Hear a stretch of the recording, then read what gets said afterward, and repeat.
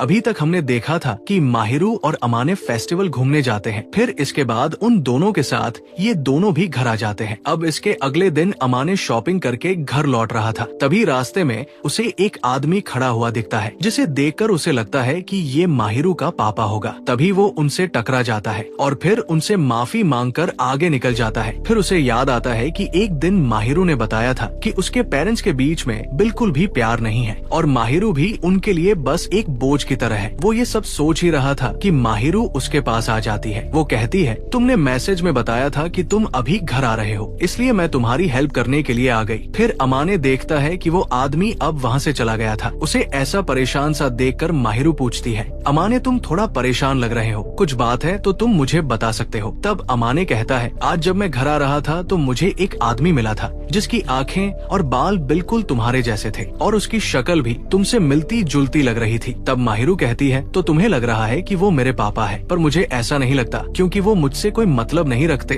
और ना ही उनको मुझ में कोई इंटरेस्ट है, तो मुझे नहीं लगता कि वो कभी यहाँ आ सकते हैं। मेरे पापा तो हमेशा काम में बिजी रहते हैं, उनके पास मेरे लिए तो कोई टाइम नहीं है। पहले मुझे लगता था कि वो मेरे बारे में थोड़ा बहुत तो चिंता करते होंगे, पर अब मुझे ऐसा नहीं लगता। उन्होंने तो मुझे कभी कांटेक्ट भी नहीं किया, वो बस साल में 1-2 बार ही कॉल करते हैं, वो भी बस कुछ बिजनेस रिलेटेड होता है। मेरा तो बस उनसे खून का रिश्ता है, बाकी तो उन्होंने मुझे कभी अपनी बेटी नहीं माना। तभी अचानक से अमाने उसे हक कर लेता है। तब माहिरू कहती है, तुम ज्यादा फिक्र मत करो, मेरा उनसे अब कोई लेना देना नहीं है, मेरे लिए तो अब तुम ही मेरा परिवार हो और यही अब मेरा घर है। इसके बाद दोनों अंदर आ जाते हैं। फिर अमाने पूछता है, अगर कभी मेरी मुलाकात तुम्हारे पापा से हो गई तो मैं उनसे क्या बात करूं? तब माहिरू कहती है, तुम उनसे जो भी कहना चाहते हो वो कह सकते हो, मुझे कोई दिक्कत नहीं है। वैसे भी अगर उनको मुझसे कोई बात करनी होगी तो वो मुझे या तो मेल करेंगे या फिर कॉल करेंगे, तो उनका यहाँ आना तो लगभग इम्पॉसिबल है। तभी अमाने उसे किस कर देता है और कहता है, वैसे मुझे तुम्हारी फैमिली मैटर में नहीं बोलना चाहिए, पर जैसा तुम चाहती हो हम ऐसा ही करेंगे। तो अगर वो कभी तुमसे मिलने आएंगे तो मैं सब संभालूंगा। माहिरू तो काफी खुश हो जाती है। फिर अगले सीन में अमाने और आकाजावा साथ में होते हैं। अमाने को परेशान देखकर वो पूछता है, तुम्हें अगर कोई बात परेशान कर रही है तो तुम अपने इस बड़े भाई को बता सकते हो। तब अमाने उसे बताता है कि अगर कोई पहले तुमसे अपना रिश्ता खत्म कर ले और फिर अचानक से तुमसे मिलना चाहे तो इसका क्या मतलब हो सकता है। तब वो कहता है, वैसे यार ये कहना तो मुश्किल है, क्योंकि हमें नहीं पता कि उनके बीच क्या चल रहा है, पर हो सकता है उन्हें अपनी गलती का एहसास हो गया हो और उनका अब मन बदल गया हो। इसलिए मुझे तो बस ऐसा ही कुछ लगता है, क्योंकि हमें उनकी पूरी स्टोरी तो पता नहीं है। वैसे अगर तुम उससे प्यार करते हो तो तुम्हें जो ठीक लगे तुम वो करो। अमाने थोड़ा घबरा जाता है। तब वो कहता है, मुझे तो तुम्हारी शक्ल देखकर ही पता चल गया था कि तुम किसके बारे में बात कर रहे हो। फिर इसके बाद अमाने अपने घर जाते हुए सोचता है, पता नहीं उनके मन में क्या चल रहा है, कोई इम्पोर्टेंट बात है या फिर सच में मन बदल गया है। तभी वो एक लेटर देखता है जो कि माहिरू के पापा ने अमाने के लिए भेजा था। फिर इसके बाद जब माहिरू उसे परेशान देखती है तो पूछती है, तुम जब से घर आए हो तब से थोड़े परेशान दिख रहे हो, वैसे अगर तुम बताना नहीं चाहते तो मैं जबरदस्ती नहीं करूंगी। तब अमाने कहता है, ऐसी कोई बात नहीं है, मैं बस नहीं चाहता कि तुम ये बात सुनो। तब माहिरू कहती है, अब मुझे समझ आया, कहीं तुम्हें वो आदमी फिर से तो नहीं मिल गया। तब अमाने कहता है, नहीं ऐसा कुछ नहीं है, पर मुझे एक लेटर मिला है और भेजने वाला आसाही शीना है, मतलब कि तुम्हारे पापा है। तब माहिरू कहती है, तो इसका मतलब वो सच में मुझसे मिलने आए थे। वैसे अगर तुम्हें वो लेटर पढ़ना है तो तुम पढ़ सकते हो, मैं तुम्हें थोड़ी देर अकेला छोड़ देती हूँ। तब अमाने कहता है, नहीं तुम कहीं मत जाओ, मैं चाहता हूँ कि यही रहो, और वैसे भी अपनी गर्लफ्रेंड के पापा के हाथ से लेटर मिलना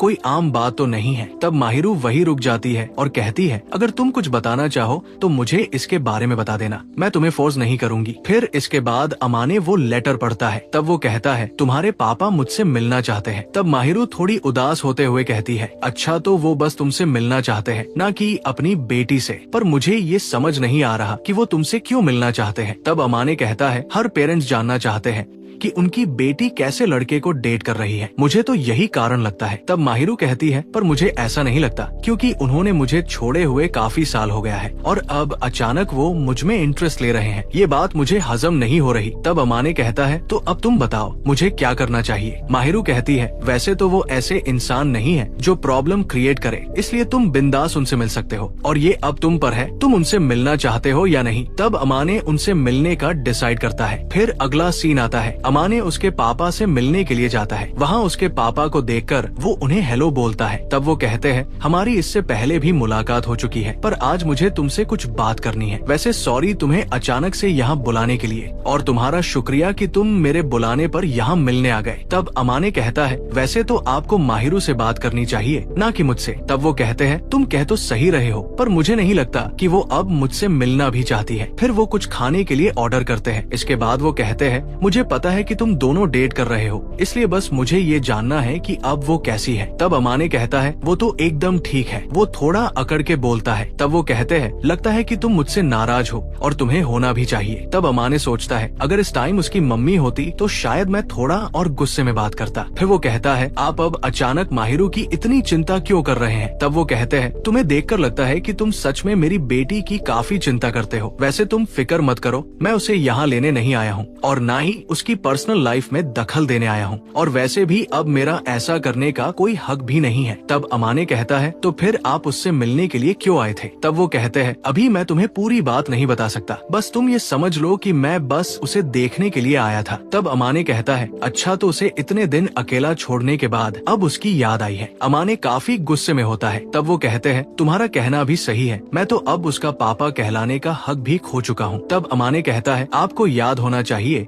कि आपने उसके साथ क्या किया है। फिर वो कहते हैं, मुझे वो सब याद है। मैंने और मेरी वाइफ ने कभी उसे अपनी बेटी नहीं माना, और शायद इसी वजह से वो हमसे दूर रहती है। वही अमाने सोच रहा था कि आखिर ये इतने लंबे टाइम तक क्यों वेट कर रहे थे, इन्हें पहले ही माहिरू के बारे में सोचना चाहिए था। तब वो कहता है, आपको पता है माहिरू ने मुझसे क्या कहा था? अगर मैं उनके लिए एक बोझ थी तो उन्होंने मुझे पैदा ही क्यों किया? वो काफी गुस्से में कहता है, आपके इस बर्ताव की वजह से ही वो ऐसा सोचने पर मजबूर थी। अगर आप पहले ही उसकी थोड़ी चिंता करते तो शायद उसे कभी अकेला महसूस नहीं होता, और ना ही वो कभी उदास होती। तब वो कहते हैं, मुझे माफ करना, पर अगर तुम्हें कुछ और नहीं पूछना तो क्या मैं तुमसे कुछ पूछ सकता हूँ? फिर वो पूछते हैं, क्या मेरी बेटी अभी खुश है? तब अमाने कहता है, आपको ये बात माहिरू से ही पूछनी चाहिए, पर मुझे अपने आप पर पूरा यकीन है कि मैं उसे हमेशा खुश रखूंगा। तब वो कहते हैं, मुझे इस बात की बहुत खुशी है, इसलिए मैं तुमसे रिक्वेस्ट करता हूँ कि तुम मेरी बेटी का हमेशा ख्याल रखना। फिर अगले सीन में अमाने घर आ जाता है। तब वो कहता है, क्या तुम जानना चाहती हो कि हमारे बीच क्या बातें हुई? माहिरू उसे मना कर देती है, पर अमाने उसे सारी बातें बता देता है। तब माहिरू कहती है, अच्छा तो वो अब मेरी फिक्र कर रहे हैं, पर उन्हें नहीं लगता कि अब काफी देर हो गई है। तब अमाने कहता है, मैं ज्यादा कुछ तो नहीं जानता, पर मुझे नहीं लगता कि वो ऐसे इंसान हैं जो दूसरों की फिक्र नहीं करते। उन्हें देखकर लग रहा था कि उन्हें तुम्हारी फिक्र है। तब माहिरू कहती है, पर उन दोनों ने तो मुझ पर कभी ध्यान नहीं दिया, और ना ही मुझे ये पता है कि पेरेंट्स क्या होते हैं। मैं चाहे उनके लिए कुछ भी करूं, उन्होंने मुझ पर कभी ध्यान नहीं दिया, और ना ही कभी मेरा हाथ पकड़ा, इसलिए मैंने भी अब उनसे एक्सपेक्ट करना छोड़ दिया है। फिर पता नहीं अब अचानक उन्हें क्या हो गया है। फिर अमाने कहता है, तो अब तुम क्या करना चाहती हो? तब माहिरू कहती है, मैं बस हम जैसे हैं वैसे ही रहना चाहती हूँ, और मुझे नहीं लगता कि मैं उन्हें कभी अपने पेरेंट्स मानूंगी। वैसे अमाने, क्या मैं तुम्हें अजीब तो नहीं लगती जो अपने पेरेंट्स के बारे में ऐसा बोल रही है? तब अमाने कहता है, सबके अपने विचार होते हैं, और जो कुछ तुमने झेला है उससे मुझे सब समझ आता है